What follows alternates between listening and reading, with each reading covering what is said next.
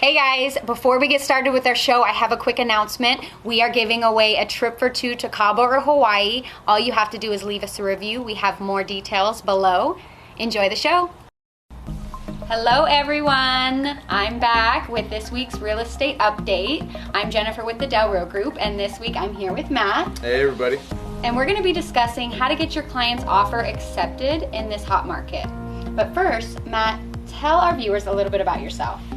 Alright guys, so I've been in real estate now for almost 2 years. I've only been licensed since last year, but before that I was doing commercial real estate, commercial underwriting, doing a lot of different stuff, pulling people together to get jobs done. So ever since I've been licensed, I started off in commercial, and then I had an opportunity to be with the Del Rio Group, so came on board and we've just been getting after it ever since. And Matt is known as Get It Done Matt. Yep. Because if you have a job that you need done, he's the guy. He's going to get it done. 100%. So we're having a lot of people ask us how or what terms we need to do to get your offer accepted. We're noticing a big inventory shortage, as many of you know, and it leads to bidding wars because there's too many buyers for as many homes that are available. Correct. So Matt, what is it that you're doing to help get your client's offer accepted? Well, first of all, a lot of times I'm having a beginning conversation with buyers when I first meet them about the state of the market with how low inventory is, how many buyers are actually in the market, that we're going to really have to fight for the homes that you want. So even before we go tour a home, I'm walking in, gearing them up to be ready that, hey, is this the house that we really want to fight for? Or does it kind of fall somewhere in the middle? So I've been telling my clients I'm like an MMA coach. I'll get you geared up to fight in the ring, and when we find the house you want, I'll do my job to help you guys fight to win. Yeah.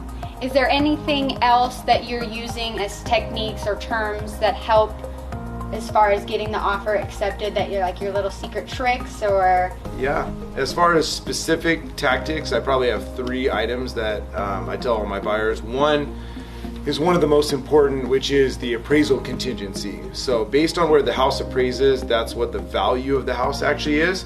So in this market right now, if you're not guaranteeing some dollar amount above appraisal, not to exceed your purchase price, but a dollar amount, $10,000, $20,000, $30,000 above appraisal price, or dropping the appraisal contingency altogether, you're just not even in the conversation. So that would be my tactic number 1. Number 2 would be, right now we're seeing that sometimes the sellers will pay for inspections in advance, and if that's the case, or even if that's not the case, sometimes we're having to drop inspection contingencies.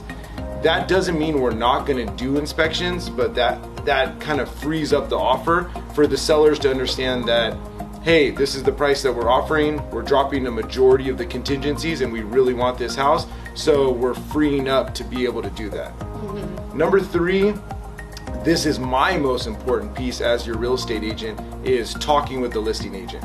So right from the beginning, when we first set up a tour on the house, I'm starting a conversation with the listing agent, getting to know them a little bit, getting to know, how they do business in the market. And then number 3, most importantly, what the seller's motivation is. Do they need a rent back? On some of these houses that we're selling, they need 30 or 60 days after close of escrow.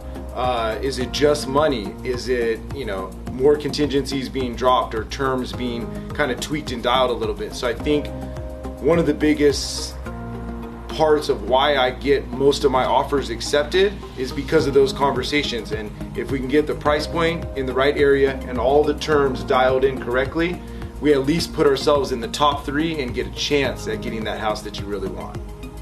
Thank you, Matt. I think those are some great tips on how to get your offer accepted. Buying a home is a big deal, and that's why it's important to use an experienced agent. Correct. Well, thank you guys for joining. We will see you guys next week. Thanks, everyone.